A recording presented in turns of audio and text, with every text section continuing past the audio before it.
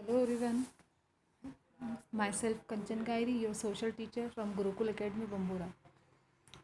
पिछले वीडियो में हमने आपका चैप्टर 1 ज्योग्राफी का चैप्टर 1 स्टार्ट किया था। We started chapter 1 geography of resources.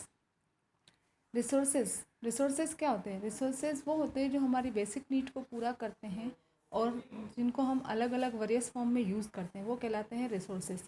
अब रिसोर्सेज का हमारी लाइफ में बहुत ही इम्पोर्टेंस होती है और रिसोर्सेज को हम उनके डेवलपमेंट, उनके ओरिजिन, उनके डिस्ट्रीब्यूशन और उनकी रिन्यूएबिलिटी के अकॉर्डिंग उनको अलग अलग क्लासीफाई कर सकते हैं। रिसोर्सेज वैसे तो देखा जाए तो रिसोर्सेज मेनली 3 टाइप के होते हैं: नेचुरल, ह्यूमन और ह्यूमन मेड।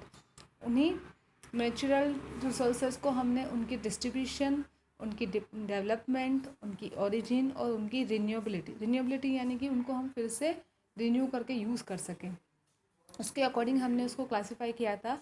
और उनके डेवलपमेंट के अकॉर्डिंग उनको एक्चुअल रिसोर्सेज और पोटेंशियल रिसोर्सेज में हमने क्लासीफाई किया था। एक्चुअल रिसोर्सेज वो होते हैं जो आज प्रेजेंट टाइम में यूज़ हो रहे हैं। पोटेंशियल रिसोर्सेज वो होते हैं जो कि अभी यूज़ ना हो के वो आने वाले फ्यूचर में यूज़ होंगे, क्योंकि अभी जो टेक्नोलॉजी है वो इतनी एडवांस नहीं हुई है। धीरे धीरे टाइम के साथ वो एडवांस होगी और इतने डेवलप हो जाएगी कि हम उनका फ्यूचर में यूज़ कर पाएंगे। अब उनके ओरिजिन के अकॉर्डिंग देखा जाए तो हमने इनको बायोटिक और अबायोटिक में बांटा था, डिवाइड किया था। बायोटिक वो होते हैं वो सारे resources, all the resources which are obtain from living organism are biotic resources. वो सारे रिसोर्सेज जो हमको लिविंग ऑर्गेनिज्म से मिलते हैं उनको हम बायोटिक रिसोर्सेज कहते हैं। जैसे कि like food from plants, fruits from plants, vegetables और सेरेल्स फ्रॉम प्लांट्स। वो सारे जो रिसोर्सेज हमको प्लांट से मिलते हैं वो बायोटिक का एग्जांपल है। फिश और अदर एनिमल्स जो बायोटिक रिसोर्सेज से प्रोडक्ट हैं। अबायोटिक रिसोर्सेज वो होते हैं जो कि हमको नॉन लिविंग बींग से मिलते हैं। All the resources which we get from non living beings are termed as abiotic resources.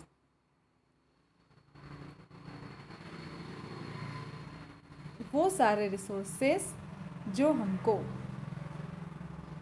Non living being से मिलते हैं वो अबायोटिक रिसोर्सेज कहलाते हैं। अब बायोटिक और अबायोटिक में क्या डिफरेंस है, यहाँ आप देखिए कि all the resources which are obtain from living organism and all the resources which we get from non living beings termed as abiotic. ये लिविंग बींग से मिल रहे हैं और ये नॉन लिविंग बींग से मिल रहे हैं। इनका एग्जाम्पल है प्लांट्स रिसोर्सेज। जो प्लांट्स जो है वो रिसोर्सेज है जिनसे हमको सेरेल्स मिलते हैं, फ्रूट मिलते हैं, वेजिटेबल्स मिलते हैं। और इनका एग्जाम्पल्स है land, water, air, land, mineral, rocks, ये सारे। Some of these resources are available in limited quantities. इनमें से कुछ रिसोर्सेज तो ऐसे हैं जो कि बिल्कुल ही लिमिटेड क्वांटिटीज़ में मिलते हैं। On the basis of their renewability, अब हम देखेंगे कि रिन्यूएबिलिटी के बेस पर कैसे हम उनको कैटेगराइज करते हैं। There are certain resources which can be renewed और replenished quickly, whereas others are not.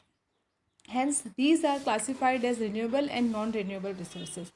कि अगर रिन्यूएबिलिटी के अकॉर्डिंग देखा जाए तो कुछ रिसोर्सेज ऐसे होते हैं जो कि रिप्लेनिश्ड हो जाते हैं क्विकली, यानी कि रिप्लेनिश्ड यानी कि उनकी भरपाई हो जाती है जल्दी से, और कुछ की नहीं होती है। तो इसी के अकॉर्डिंग इनको रिन्यूएबल और नॉन रिन्यूएबल में डिवाइड किया गया, क्लासिफाइड किया गया।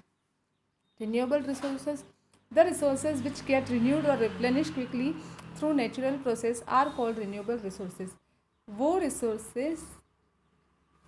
रिसोर्सेज जो कि क्विकली रिप्लेनिश्ड हो जाते हैं, उनकी भरपाई हो जाती है नेचुरल प्रोसेस से, उनको हम कहते हैं renewable resources. Some of these are unlimited in nature and can not be affected by human activities. इनमें से कुछ रिसोर्सेज ऐसे होते हैं जो नेचर में अनलिमिटेड होते हैं, जिनकी कोई लिमिट नहीं होती है और वो ह्यूमन एक्टिविटीज़ से उनको कोई भी फ़र्क नहीं पड़ता है। इनके एग्जांपल्स है solar energy, wind energy, tidal energy. Tidal energy जो हाइड्रो इलेक्ट्रिसिटी होती है वो hydro power. But the stock of resources, it means the amount of resources available for use, की वो अमाउंट जो यूज़ के लिए अवेलेबल है, सच एज जैसे कि soil, water and forest can be depleted if use them carelessly and recklessly. कि अगर हम उनका सही तरीके से यूज़ नहीं करेंगे, हम लापरवाही से इनका यूज़ करेंगे लाइक सॉइल, वाटर, फॉरेस्ट, तो ये क्या होंगे, डिप्लीटेड हो जाएंगे, यानी कि कम हो जाएंगे, ख़त्म होने के टाइम लाइन पे आ जाएंगे ये।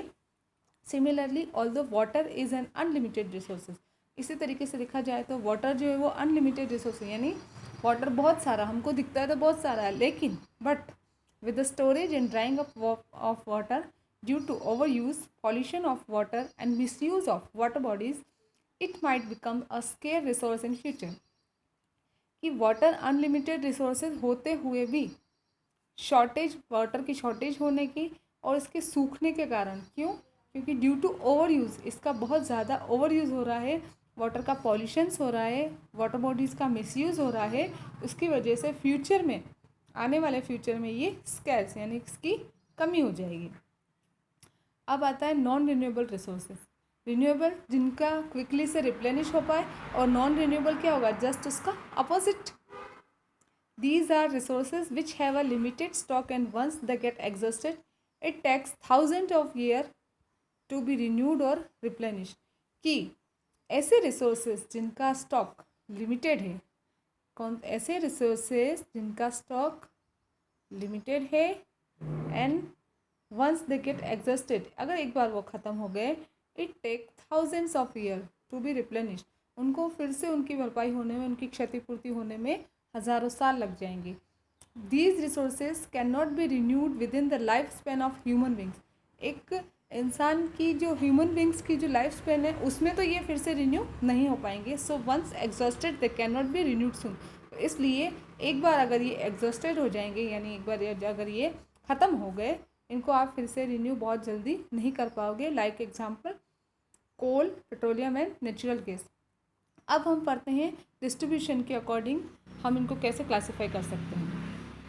On the basis of their distribution, there are some natural resources which are found everywhere. कुछ रिसोर्सेज ऐसे होते हैं जो हर जगह मिल जाते हैं, while some are found in particular areas. जबकि कुछ रिसोर्सेज ऐसे होते हैं जो किसी एक एरिया में ही मिलते हैं और दूसरी जगह पर वो नहीं मिलते हैं। Hence, they can be classified as localized and ubiquitous resources respectively। और इसीलिए इनको हम localized and ubiquitous resources के रूप में डिवाइड करेंगे।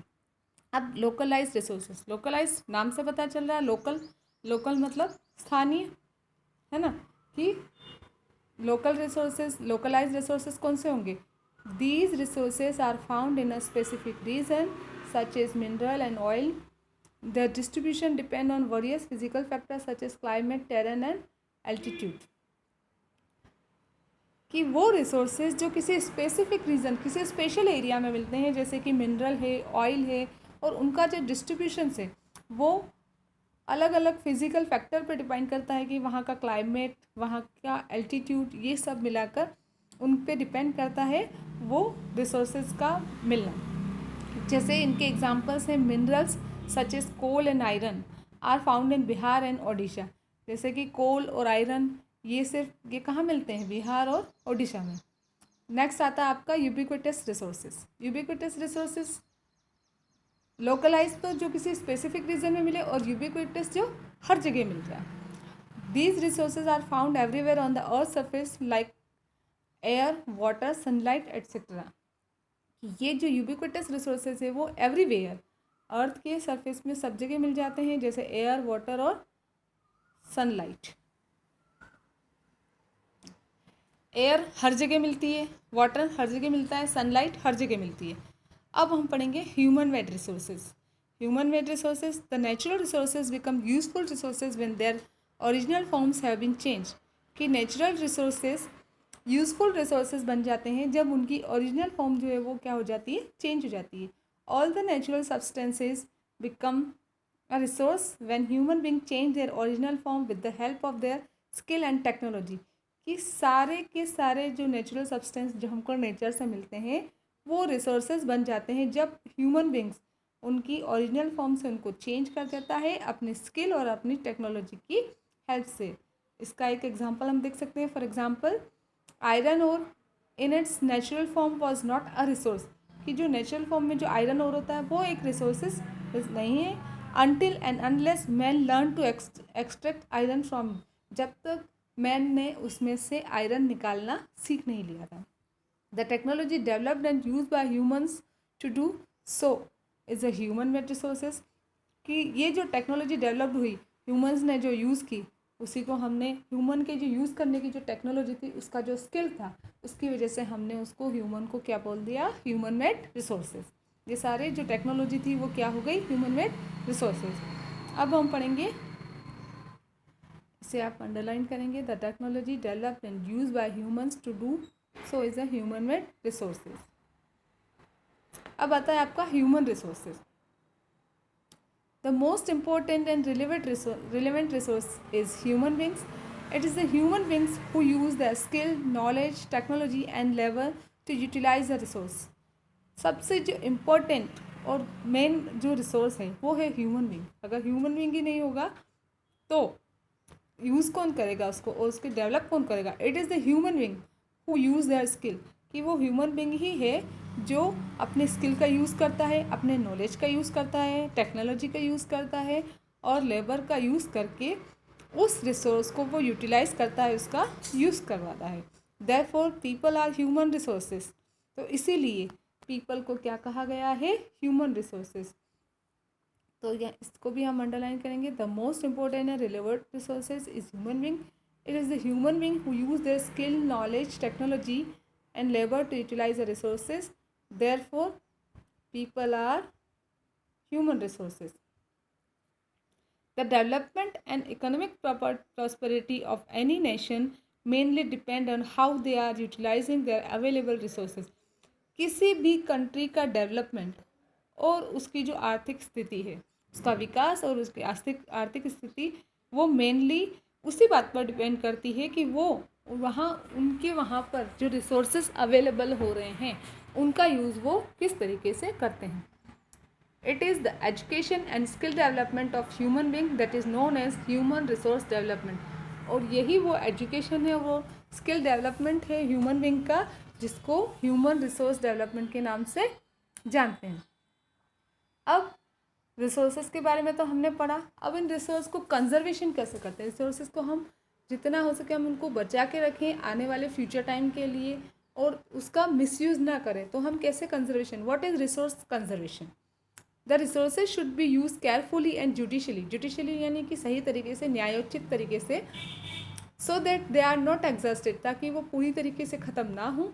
If we are exploiting these resources then we should give them time for renewal. और अगर हमने उनको एक्सप्लॉइट कर दिया, इनको ख़त्म कर दिया, तो फिर हमें उनको फिर से रिन्यू होने के लिए टाइम देना चाहिए। जैसे कि इसका एक एग्जांपल है, petroleum is a natural resources which is a fossil fuel made from the dead matter of plants and animals which got buried inside the earth surface for millions of years.